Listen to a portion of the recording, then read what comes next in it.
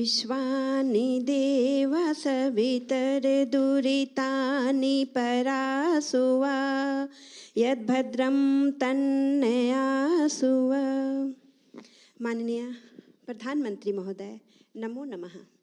अहम आशा रानी, +2 उच्च विद्यालय चंदन क्यारी, बोकारो, झारखंडतः अद्य भवता सान्निध्य प्राप्त अति गौरवम अनुभवामि। महोदय, एक संस्कृत शिक्षिका होने के नाते मेरा यह सपना था कि मैं बच्चों को भारत की उस संस्कृति से अवगत कराऊं जो हमारे उन समस्त संस्कारों का बोध कराती है जिनके माध्यम से हम अपने मूल्यों, जीवन आदर्शों का निर्धारण करते हैं।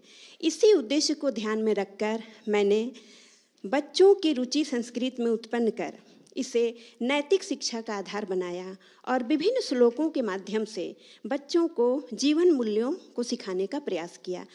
आपने कभी सोचा कि जब आप संस्कृत भाषा के प्रति उनको आकर्षित करते हैं, उसके द्वारा उसको एक ज्ञान के भंडार की तरफ ले जाता है जो हमारे देश में पड़ा हुआ है, क्या कभी इन बच्चों को वैदिक मैथमेटिक्स क्या है, जो एक संस्कृत के टीचर के नाते, या कभी आपके टीचर्स के कमरे में, टीचर्स के बीच में वैदिक मैथमेटिक्स क्या है, कभी चर्चा हुई होगी?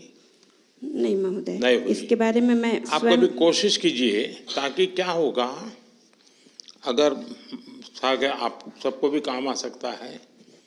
ऑनलाइन वैदिक मैथमेटिक्स के क्लासेस भी चलते हैं। यूके में तो ऑलरेडी कुछ जगह पे सिलेबस में है वैदिक मैथमेटिक्स। जिन बच्चों को मैथ्स में रुचि नहीं होती है, वो अगर ये थोड़ा सा भी देखेंगे, उनको लगा ये तो मैजिक है, एकदम से उसको मन कर जाता है सीखने का। तो वो संस्कृत से हमारे देश के जितने भी विषय हैं उनसे, उनमें से कुछ तो भी परिचित करवाना, वैसा कभी आप कोशिश करें तो। मैं ये बहुत अच्छी आपने बताया महोदय, मैं जाकर बताऊंगी। चलिए, बहुत शुभकामनाएं आपको। धन्यवाद महोदय। माननीय प्रधानमंत्री जी, सादर प्रणाम। मैं कोल्हापुर से हूँ, महाराष्ट्र से। कोल्हापुर वही जिला राजर्षि शाहू की जगह। गला आपका यहाँ आकर के खराब हुआ कि वैसे ही है? नहीं सर, आवाज ही ऐसी है। अच्छा, आवाज ही ऐसी जी है। तो कोल्हापुर से हूँ, महाराष्ट्र से। समोलोया स्कूल में कला शिक्षक हूँ। कोल्हापुर वही है राजर्षि शाहू की जन्मभूमि। यानी कला में क्या? कला में मैं चित्र, नृत्य, नाट्य, संगीत, गीत, वादन, शिल्प सभी वो तो दिखता है जी। हाँ। तो मैं प्रायतः ऐसा होता है कि बॉलीवुड या हिंदी फिल्मों के वर्जन सभी तरफ चलते आते हैं। तो मेरे स्कूल में मैं जब से वहाँ पे हूँ 23 साल से, मैंने जो अपनी भारतीय संस्कृति है और लोक नृत्य और जो हमारी शास्त्रीय नृत्य है उसके आधार पर ही रचना की है। मैंने शिवतांडव स्तोत्र किया है और वो भी बड़ी तादाद में मैं करता हूँ, 300, 200 लड़कों को लेके, जिसके विश्व विक्रम भी हुए हैं। छत्रपति शिवाजी महाराज की जीवनी पर भी मैंने किया है, वो भी विश्व विक्रम में दर्ज हुआ था। और मैं शिवतांडव किया है, मैंने माँ देवी का हनुमान चालीसा किया है, देवी के रूप का दर्शन किया है। तो इस तरीके से मैं अपने नृत्य की वजह से। आप तो करते होंगे? मैं खुद भी करता हूँ और मेरे बच्चे भी करते होंगे आप। हाँ। लेकिन जिन स्टूडेंट्स के लिए आपकी जिंदगी है, हाँ, उनके लिए क्या करते हैं? वही सब करते हैं सर। वो क्या करते हैं? 300-400 बच्चे एक नृत्याविष्कार में काम करते हैं। और सिर्फ मेरे स्कूल के ही बच्चे नहीं, मेरे आजू बाजू में थोड़ा स्लम एरिया है, कुछ सेक्स वर्कर के बच्चे हैं, कुछ व्हीलचेयर वाले बच्चे हैं, उनको भी मैं एज अ गेस्ट आर्टिस्ट के तौर पे लेता हूँ। लेकिन उन बच्चों को तो आज सिनेमा वाले गीत पसंद आते होंगे। जी सर, लेकिन मैं उनको बताता हूँ कि लोक नृत्य में क्या जान है, और मेरा सौभाग्य है कि बच्चे मेरी इस बात सुनते हैं जी। 10 साल से मैं सर कर रहा हूँ। टीचर की नहीं सुनेगा तो बच्चा जाएगा कहाँ? जी सर। कितने साल से आप कर रहे हैं? मैं टोटली मेरे 30 साल हो गए सर। बच्चों को जब पढ़ाते हैं और नृत्य के माध्यम से कला तो सिखाते ही होंगे, लेकिन उसमें कोई मैसेजिंग देते हो आप, वो क्या देते हैं? जी, सामाजिक मैसेज पर भी मैं बनाता हूँ। जैसे कि मैं ड्रंक एंड ड्राइव जो होता है उसके लिए मैं नृत्य नाट्य बिठाया था, कि जिसको मैंने प्रदर्शन पूरे शहर में करवाया था एज अ पथनाट्य के स्वरूप में। जैसे ही मैंने दूसरी बार बताया कि स्पर्श नाम की एक शॉर्ट फिल्म बनवाई थी, जिसकी पूरी टेक्निकल टीम मेरी स्टूडेंट्स थे। तो ये 2 दिन से 3 दिन से आप लोग सब जगह पे आपको जाना होता होगा, थक गए होंगे आप लोग, कभी इसके घर कभी उसके घर कभी उसके घर, ऐसे ही चलता होगा। तो इनसे कोई विशेष परिचय कर लिया क्या आप लोगों ने? कोई लाभ लिया कि नहीं किसी ने? जी है सर, बहुत सारे लोग ऐसे मोस्टली जो इससे हायर से है, वो लोगों ने बोला था कि सर अगर हम आपको बुलाएंगे तो आप हमारे कॉलेज आएंगे। अच्छा, मतलब आपने तो मैं आगे तो- का तय कर लिया। मतलब आप कॉमर्शियली भी करते हैं कार्यक्रम? कमर्शियली भी करता हूँ, हाँ, लेकिन फिर उसका तो आपको बहुत बड़ा मार्केट नहीं सर, बहुत बड़ा मार्केट मिल गया नहीं है। सर, उसकी भी एक बात बताना चाहूँगा। कमर्शियली मैं जो भी काम करता हूँ, मैंने फिल्मों के लिए कोरियोग्राफ किया है, लेकिन मैंने 11 अनाथ बच्चे गोद लिए हुए, मैं उनके लिए कमर्शियली काम करता हूँ। उनके लिए क्या करते हैं आप? वो अनाथ आश्रम में थे और उनके में कला गुण थे, तो अनाथ आश्रम की एक पहलू होती है कि 10वीं के बाद उसको ITI में डाल दो। तो मैंने वो धारणा तोड़ने की कोशिश की, तो उन्होंने बोला कि नहीं, हम लोगों को इसको अलाउ नहीं करते हम लोग। तो मैंने उनको बाहर ले लिया, एक रूम में रख लिया। जैसे जैसे बच्चे बड़े होते गए वहाँ पे आ गए, उनकी शिक्षा की। उसमें से 2 कला शिक्षक करके काम कर रहे हैं, 2 लोग हैं वो नृत्य शिक्षक करके गवर्नमेंट स्कूल में लग गए, मतलब तो CBSE। जो ये बढ़िया आप काम करते हैं, ये आखिर में बताते हैं, ऐसे कैसे हो? ये बहुत बड़ा काम है कि आपके मन में उन बच्चों के प्रति संवेदना जगना, और किसी ने छोड़ दिया, मैं नहीं छोड़ूंगा, और आपने उनको गोद लिया। ये बहुत बड़ा काम किया आपने। सर, इस बात का मेरे जीवन से ताल्लुक है, मैं खुद अनाथालय से हूँ। तो इसलिए मुझे लगता है कि जो मुझे नहीं मिला था, तो मेरे पास तभी कुछ नहीं था, और मेरे संचित के पास से अगर मैं वंचित के लिए कुछ करूँ तो ये मेरा परम भाग्य है। चलिए, बहुत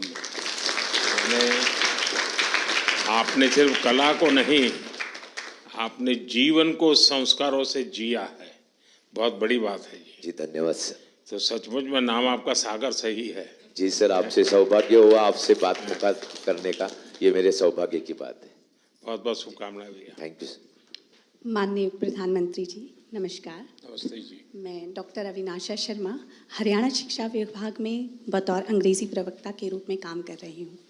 माननीय हरियाणा के जो वंचित समाज के बच्चे हैं, जो ऐसी पृष्ठभूमि से आते हैं जहाँ अंग्रेज़ी भाषा उनके लिए सुनना और समझना थोड़ा मुश्किल होता है, उसके लिए मैंने एक प्रयोगशाला का निर्माण किया है। ये भाषा की प्रयोगशाला न सिर्फ भाषा अंग्रेज़ी भाषा के लिए तैयार की गई है, बल्कि क्षेत्रीय भाषाएं और मातृभाषा दोनों का ही इसमें समावेश किया गया है। महोदय, राष्ट्रीय शिक्षा नीति 2020 आर्टिफिशियल इंटेलिजेंस और मशीन लर्निंग के ज़रिए बच्चों को पढ़ाने के लिए बढ़ावा देती है। इन पहलुओं को देखते हुए मैंने इस भाषा प्रयोगशाला में आर्टिफिशियल इंटेलिजेंस का भी समावेश किया है। जैसे जनरेटिव टूल्स आर्टिफिशियल इंटेलिजेंस के हैं, स्पीकोमीटर और टॉकपाल, उनके ज़रिए भाषा के शुद्ध उच्चारण को बच्चे सीखते और समझते हैं। मुझे बहुत खुशी हो रही है आपसे साझा करते हुए महोदय कि मैंने अपने प्रदेश का प्रतिनिधित्व यूनेस्को, यूनिसेफ, इंडोनेशिया और उज़्बेकिस्तान जैसे क्षेत्रों में, देशों में किया, और उसका प्रभाव मेरे क्लासरूम तक पहुंचा।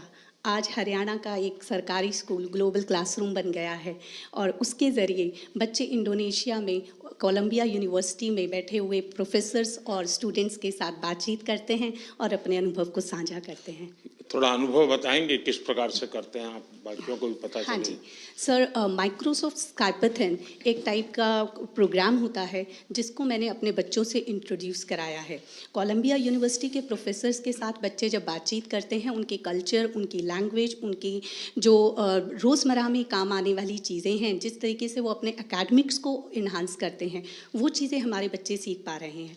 बहुत खूबसूरत सा एक अनुभव मैं शेयर करना चाहूँगी सर आपसे।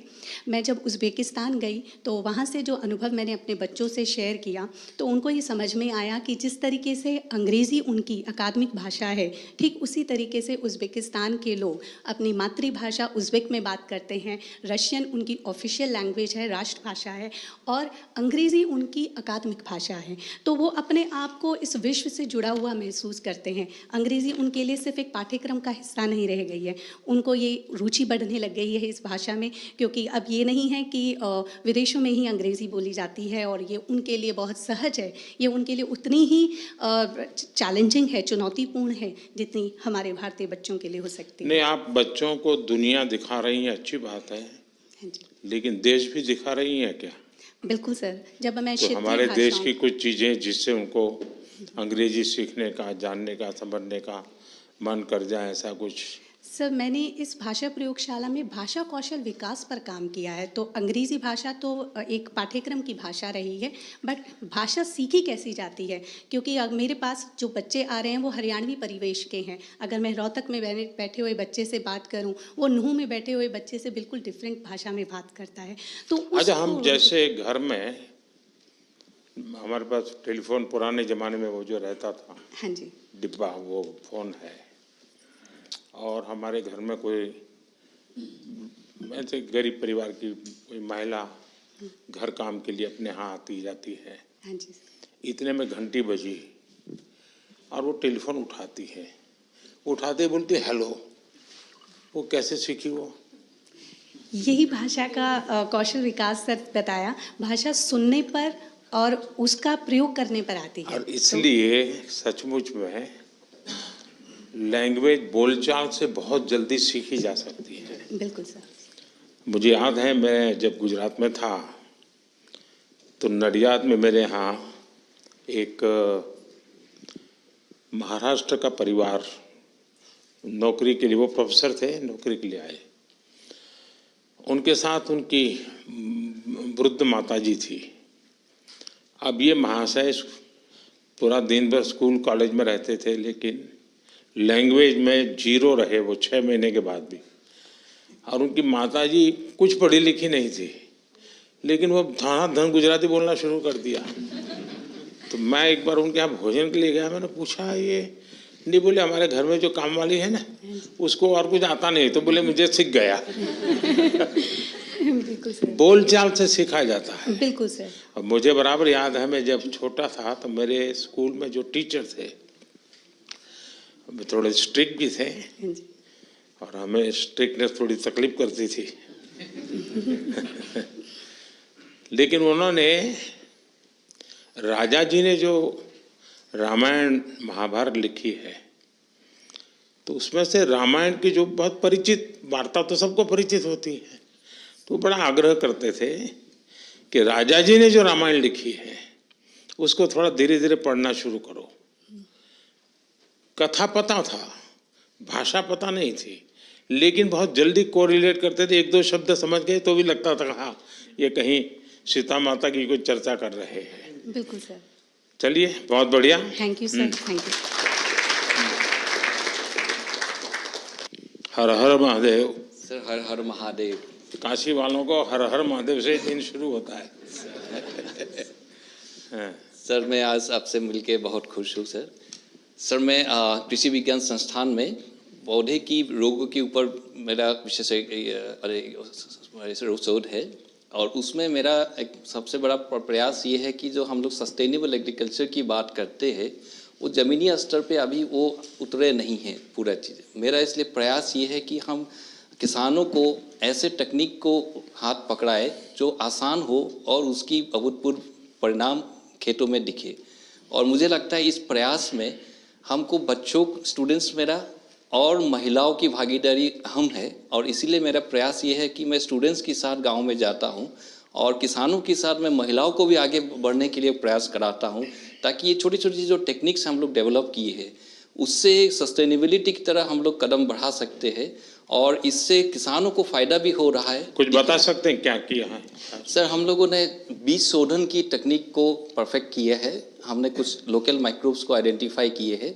उससे जब हम बीज को शोधन करते हैं तो जब रूट्स आते हैं सर, वो पहले से ही वही विकसित रूट जड़ बनते हैं, और उससे वो पौधा बहुत स्वस्थ बनते हैं, और उस पौधे में सर की बीमारियां कम लगती है क्योंकि जड़ इतने मजबूत हो जाते हैं। पौधे को वो एक अंदर से एक ताकत देते हैं कीट और बीमारियों से लड़ने के लिए।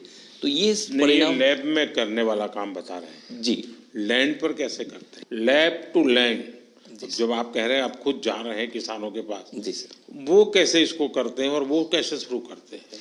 सर हम लोगों ने एक पाउडर फॉर्मुलेशन बनाए हैं, और इस पाउडर फॉर्मुलेशन को हम किसानों को देते हैं और उनके हाथों बीज को शोधन करवाते हैं।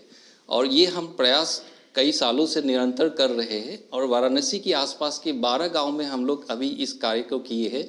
और महिलाओं की अगर संख्या की बात कहें तो 3000 से अधिक महिलाएं अभी इस नहीं टेक्निक तो को ये जो इस्तेमाल लोग कर रही हैं। किसान हैं वो किसी और किसान को भी तैयार कर सकते हैं? बिल्कुल सर, क्योंकि जब वो पाउडर लेने के लिए एक किसान आते हैं वो और 4 किसानों के लिए साथ में लेके जाते हैं।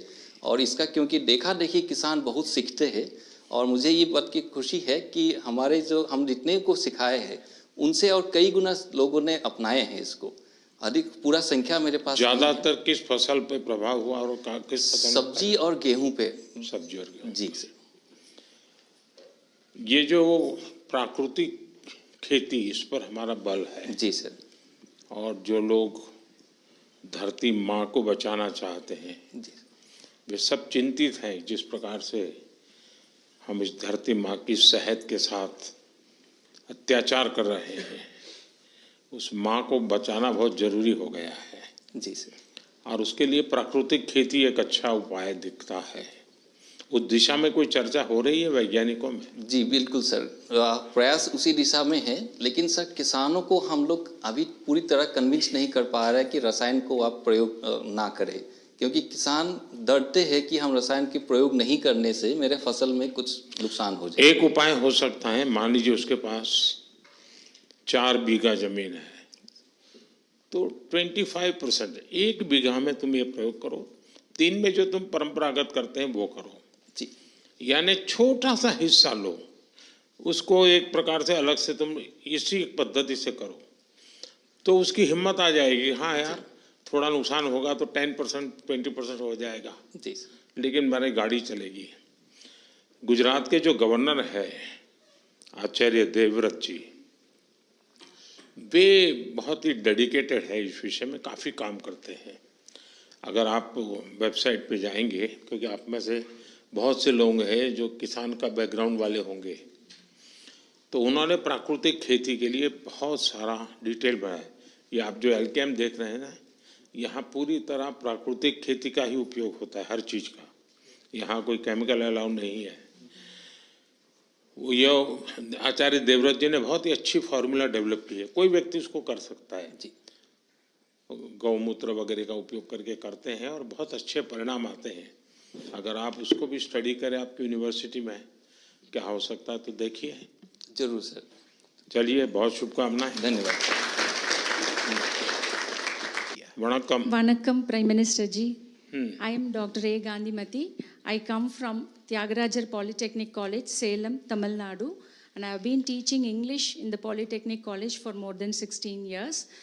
Most of my Polytechnic students hail from rural background. They come from Tamil medium schools. So they find it difficult to speak, at least open their mouth in English. नहीं, लेकिन हम लोगों को ये भ्रम है, शायद सब लोगों के यही होगा कि भाई यानी तमिलनाडु मतलब सबको अंग्रेजी आती है। Obviously, sir, there are rural people, sir, who study from the vernacular language medium. So they find it difficult, sir. So for them, we teach. और इसीलिए इसी जो नई शिक्षा नीति है उसमें मातृभाषा पर बहुत बल दिया गया है।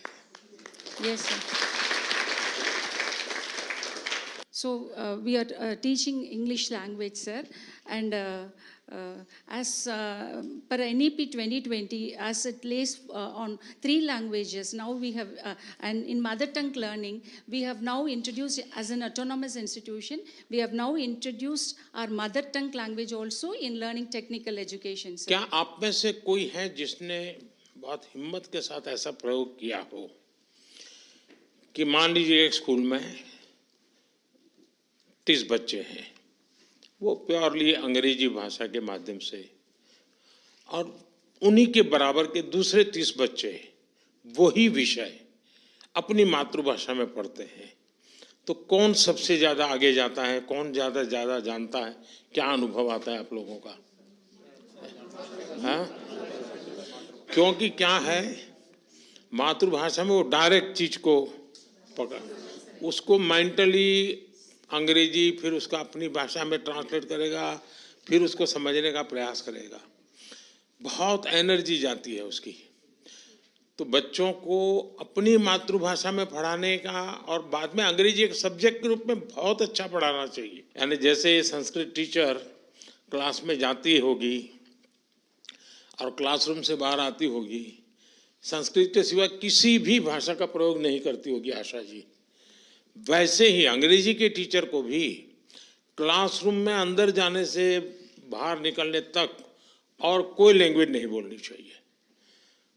अंग्रेजी करेंगे तो वो भी उतनी ही बढ़िया तरीके से करेंगे। फिर ऐसा नहीं कि वे एक वाक्य अंग्रेजी और फिर 3 वाक्य मातृभाषा में पढ़ाएंगे, तो वो बच्चा कैच नहीं कर सकता है।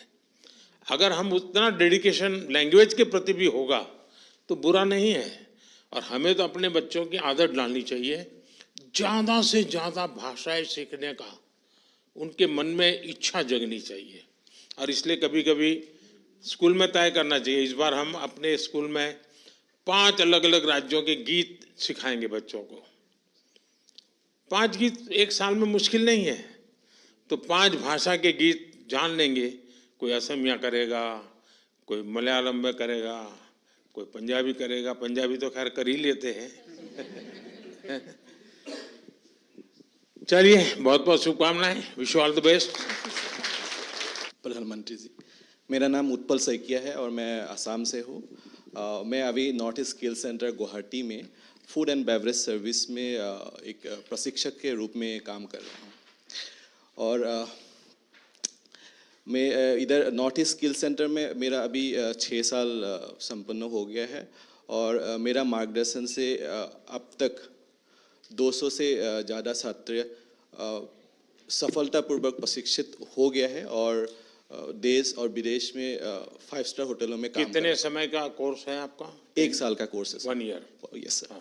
और हॉस्पिटैलिटी का जानते हैं वो? Hospitality, food and beverage service sir. Food and beverage, उसमें क्या विषय सिखाते हैं आप?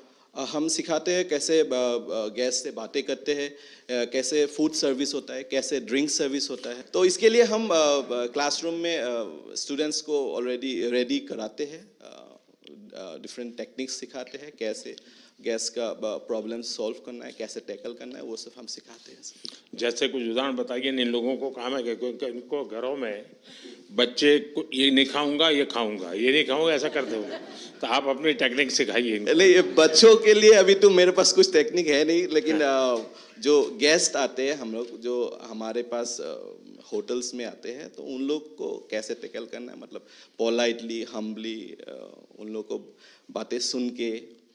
यानी ज्यादातर आपका फोकस सॉफ्ट स्किल पर है? हाँ जी सर, हाँ जी सर, सॉफ्ट स्किल्स। ज्यादातर वहां से निकले हुए बच्चों को जॉब के लिए अपॉर्चुनिटी कहाँ रहती है? ऑल ओवर इंडिया, जैसे कि दिल्ली हो गया, यानी मेनली बड़े बड़े होटल में? बड़े बड़े होटल्स में, हाँ।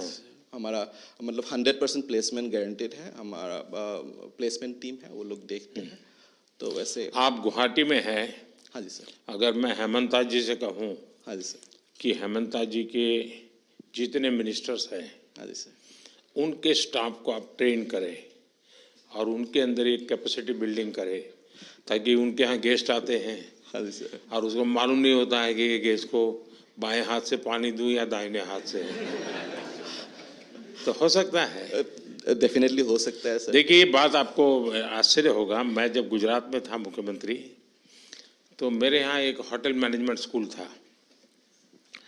तो मैंने बड़ा आग्रह किया था कि मेरे जितने मिनिस्टर्स हैं, उनका जो पर्सनल स्टाफ है, उनको सैटरडे संडे जा कर के वो सिखाएंगे। तो उन्होंने वॉलंटियरली सिखाना तय किया। और मेरे यहाँ जितने भी बच्चे काम करते हैं, या माली काम करता था या कुक काम करता था, मैं जितने भी मिनिस्टर्स के यहाँ, सबकी वहाँ पर 30-40 घंटे का करीब सिलेबस होता था। उसके बाद उनके परफॉर्मेंस में से इतना बदलाव आया, और घर में जाते ही पता चलता था कि वाह, कुछ नया नया लग रहा है। और तो जो परिवार वाले हैं उनको शायद उतना ध्यान में नहीं होता, मेरे लिए तो बड़ा आश्चर्य होता था कि यार तुमने कैसे कर दिया सब, तो वहाँ सीख के आता था।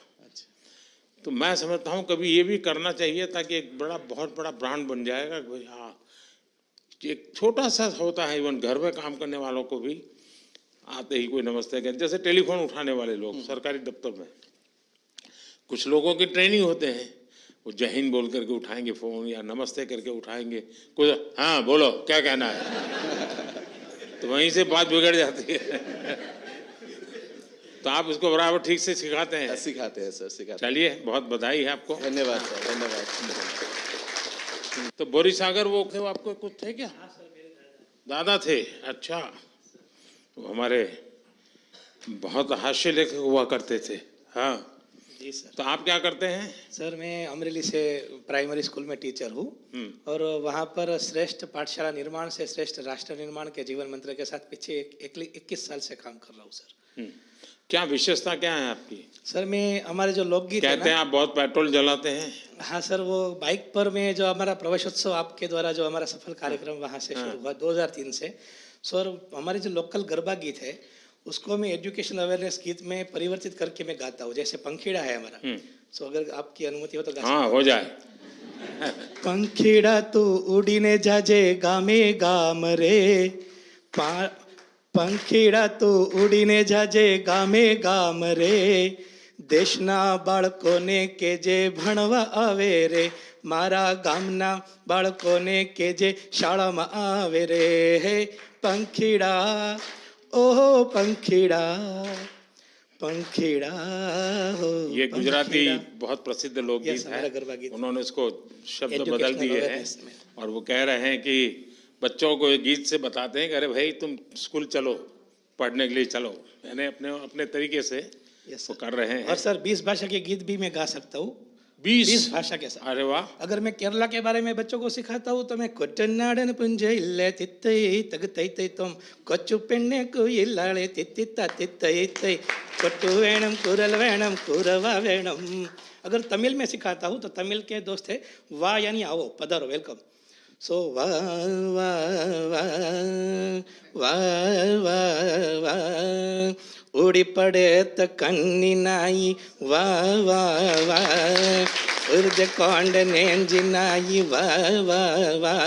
अगर मैं मराठी में आनंद कंद ऐसा आहिंद देश माझा आनंद कंद ऐसा, अगर कन्नड़ा में ಭಾರತ ನಮ್ಮದು ಅಂದು ಇಂದು ಎಂದಿಗೂ ಇದುವಯೇ ಸ್ವರ್ಗವು ಹರಿಯ ಜರಿಯ ನಮ್ಮಿದು भारत ನಮ್ಮದು। भारत माता को नमन करता हूँ। अगर मैं राजस्थानी में सिखाता हूँ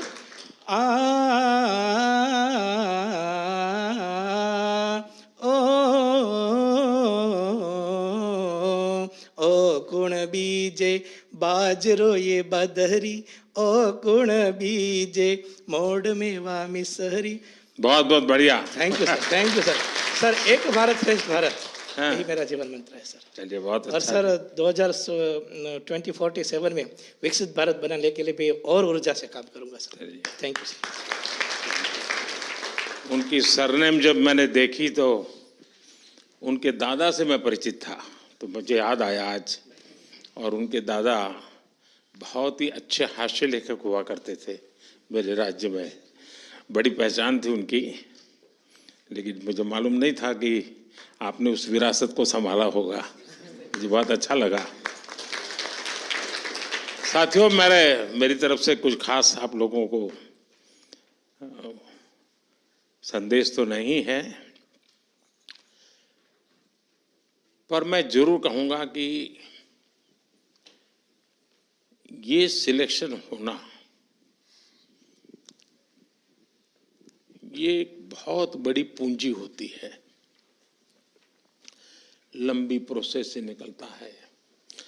पहले क्या होता था मैं इसकी चर्चा नहीं करता हूँ, लेकिन आज कोशिश है कि देश में ऐसे होनहार लोग हैं जो कुछ को नया कर रहे हैं। इसका मतलब ये नहीं कि हमसे कोई ज़्यादा अच्छे टीचर नहीं होंगे, किसी और विषय में अच्छा नहीं करते होंगे, ऐसा नहीं हो सकता। ये तो देश है, बहुरत्ना वसुंधरा है, कोटि कोटि टीचर्स ऐसे होंगे जो बहुत उत्तम काम करते होंगे। लेकिन हम लोगों की तरफ ध्यान गया होगा, हमारी कोई विशेषता होगी जो देश की में खास करके नई शिक्षा नीति के लिए आप लोगों के जो प्रयास हैं वो काम आ सकते हैं। देखिए, हमारी शिक्षा व्यवस्था में जैसे भारत में एक विषय हमारी आर्थिक व्यवस्था को बहुत बड़ी ताकत दे सकता है, और भारत ने ये मौका गंवा दिया है। हमने फिर से एक बार उसको प्राप्त करना है। और वो हमारे स्कूलों से शुरू हो सकता है, और वो है टूरिज्म।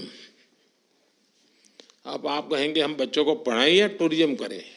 मैं नहीं कह रहा हूं आप टूरिज्म करें, लेकिन अगर स्कूल के अंदर टूर तो जाती होगी, लेकिन ज़्यादातर टूर कहाँ जाती हैं? जहाँ टीचर ने जो देखा नहीं है वहाँ टूर जाती है। स्टूडेंट को क्या देखना चाहिए वहाँ टूर नहीं जाती है।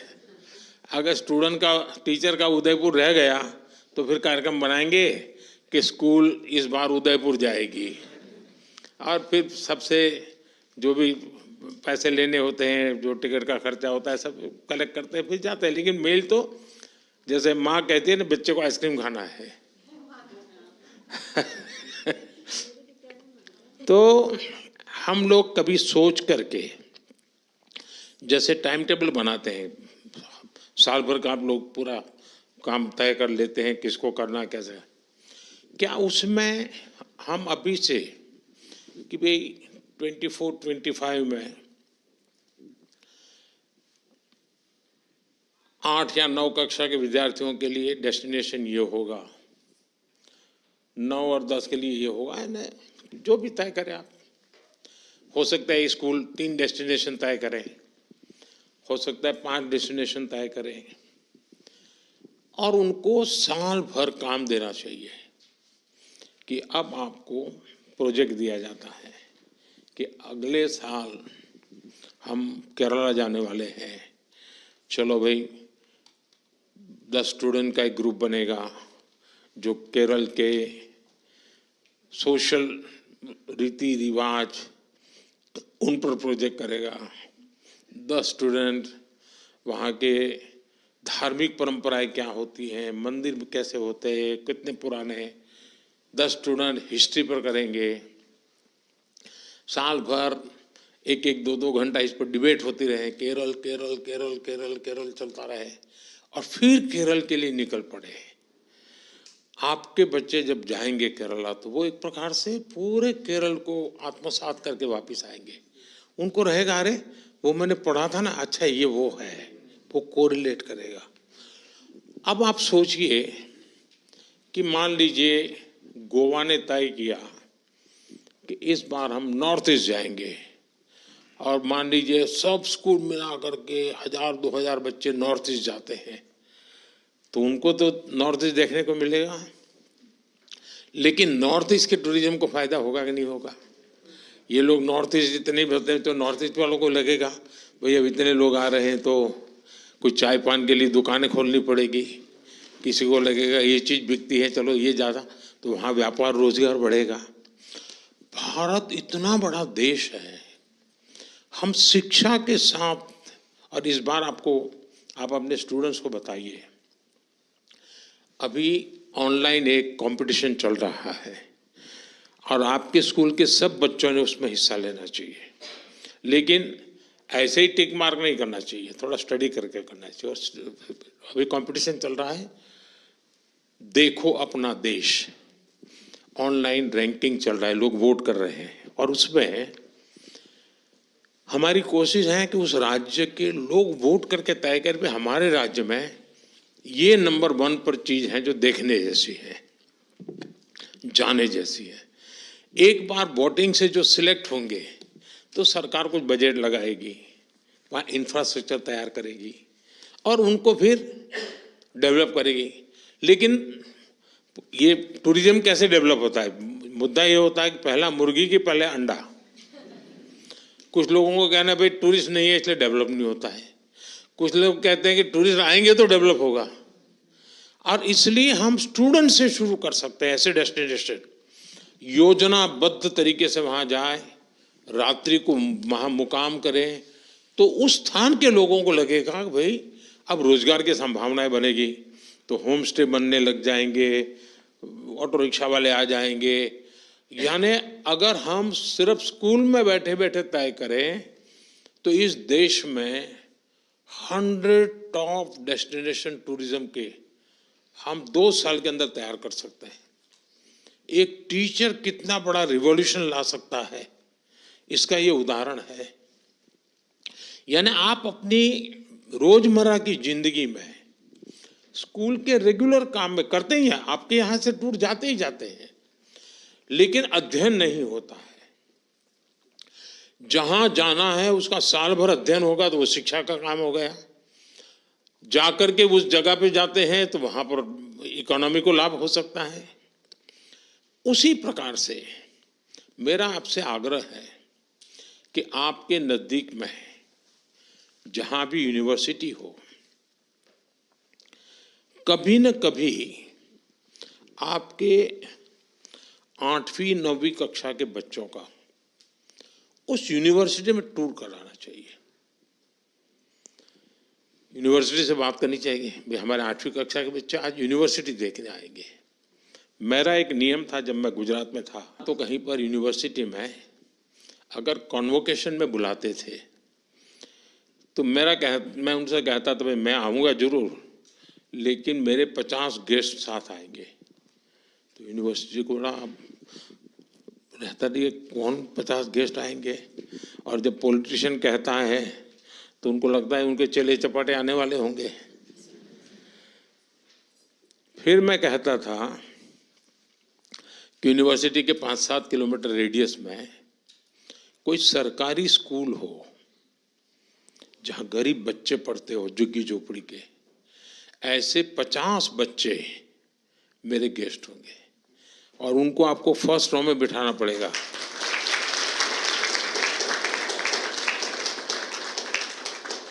अब ये बच्चे जब ये कॉन्वोकेशन देखते हैं, है तो बिल्कुल गरीब परिवार के बच्चे, उनके मन में उसी दिन सपना हम बो देते हैं, कभी मैं भी ऐसा टोपा पहन करके, ऐसा कुर्ता पहन करके मैं भी अवार्ड लेने जाऊंगा। ये भाव उसके मन में रजिस्टर हो जाता है। आप भी अगर अपने स्कूल के ऐसे बच्चों को ऐसी यूनिवर्सिटी देखने के लिए ले जाए, यूनिवर्सिटी से बात करेंगे, साहब आपके यहाँ इतने बड़े बड़ी बातें होती हैं, हम देखना चाहते हैं। वैसे ही स्पोर्ट्स के इवेंट होते हैं। कभी कभी हम क्या करते हैं, जैसे ब्लॉक लेवल का स्पोर्ट्स कंपटीशन है तो कौन करेगा, वो पीटी टीचर जाने, वो खेलने वाला बच्चा जाने जाएगा। सचमुच में पूरी स्कूल को स्पोर्ट देखने के लिए जाना चाहिए।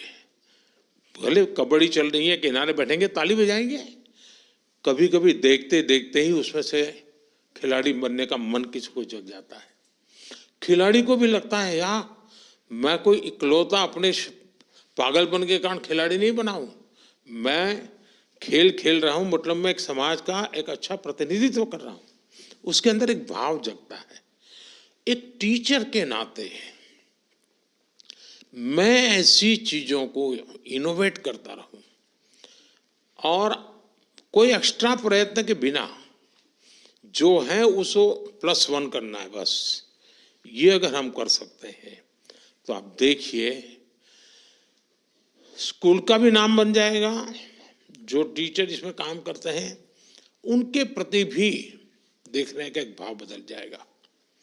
दूसरा, आप लोग कोई ज्यादा संख्या है नहीं, लेकिन आप में से सबको पता नहीं होगा कि बाकियों को किस कारण से ये अवार्ड मिला है। पता नहीं होगा। आपको लगता होगा मुझे मिला, उसको भी मिला होगा, मैं ये करता हूं मुझे मिल गया, वो भी कुछ करता होगा मिल गया। ऐसा नहीं, आपकी कोशिश होनी चाहिए इन सब के अंदर ऐसी कौन सी विशेषता है, इन लोगों में ऐसा कौन सा कर्तव्य है जिसके कारण देश का उन पर ध्यान गया है। मैं उसमें से 2 चीजें सीख करके जा सकता हूं क्या? आपके लिए ये 4 दिन 5 दिन एक प्रकार से स्टडी टूर है। आपका सम्मान गौरव हो रहा है वो तो एक है, लेकिन अपने से, जैसे मैं आप सबसे बात कर रहा हूं, मैं आप लोगों से सीख रहा था, आप लोग कैसे करते हैं जान रहा था। अब ये मेरे लिए अपने आप को एक बड़ा प्रसन्न करने वाली बात थी। और इसलिए मैं कहता हूं कि आपके जितने साथी हैं, दूसरा किसी जमाने में जब हम छोटे थे तब पत्र मित्र वैसा एक जमाना हुआ करता था, हैं? अब सोशल मीडिया हो गया है तो वो तो दुनिया चली गई, लेकिन क्या आप लोगों का सबका एक व्हाट्सएप ग्रुप बन सकता है? सबका, जो लोग कब से बना है? अच्छा, कल ही बना है, चलिए अच्छा, 8-10 दिन हो गए, मतलब गुड बिगिनिंग है। एक दूसरे से आपने एक्सपीरियंस शेयर करने चाहिए।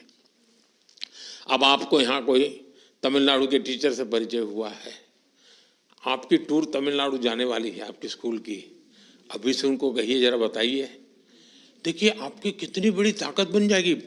आपको कोई मिलेगा, रहे केरल, अरे मैं उसको जानता हूँ, जम्मू कश्मीर, अरे मैं उससे तो परिचित हूँ, आप चिंता मत कीजिए, मैं उनको फोन कर देता हूँ।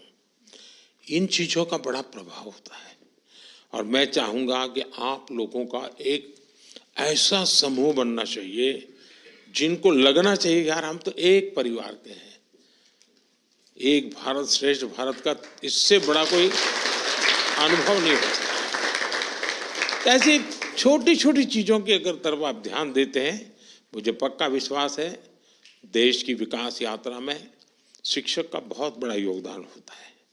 आप भी सुन सुन करके थक गए होंगे, शिक्षक ऐसा होता है, शिक्षक वैसा होता है, पर आपको भी लगता है ये बंद करे तो अच्छा है? यानी मैं मेरे लिए नहीं कह रहा हूँ, लेकिन शिक्षक की जब वाहवाही चलती है ना, इतनी चलती है, तो फिर आपको भी लगता है यार बहुत हो गया। मुझे भी लगता है कि वाहवाही की जरूरत नहीं है।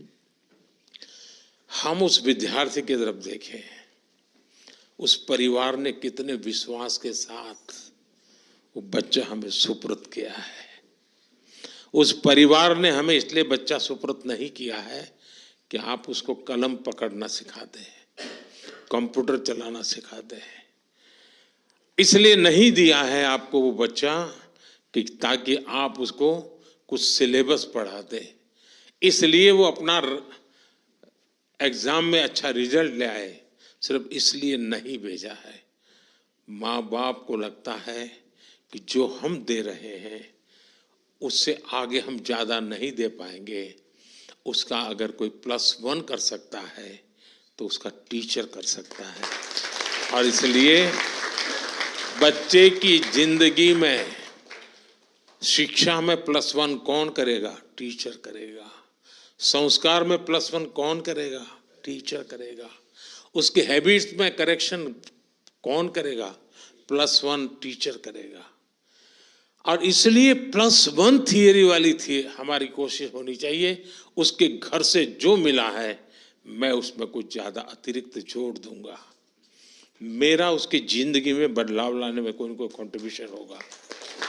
अगर ये प्रयास आपकी तरफ से रहे, मुझे विश्वास है कि आप बहुत ही सफलतापूर्वक, और आप अकेले नहीं, सभी शिक्षकों से बात कीजिए, अपने क्षेत्र के, अपने राज्य के शिक्षकों से बात कीजिए, आप लीडरशिप लीजिए और हमारे देश की नई पीढ़ी को तैयार, क्योंकि आज जिन बच्चों को आप तैयार कर रहे हैं ना, वे जब नौकरी करने योग्य बनेंगे या 25-27 साल की उम्र पर पहुंचेंगे, तब ये देश आज है वैसा नहीं होगा, ये विकसित भारत होगा।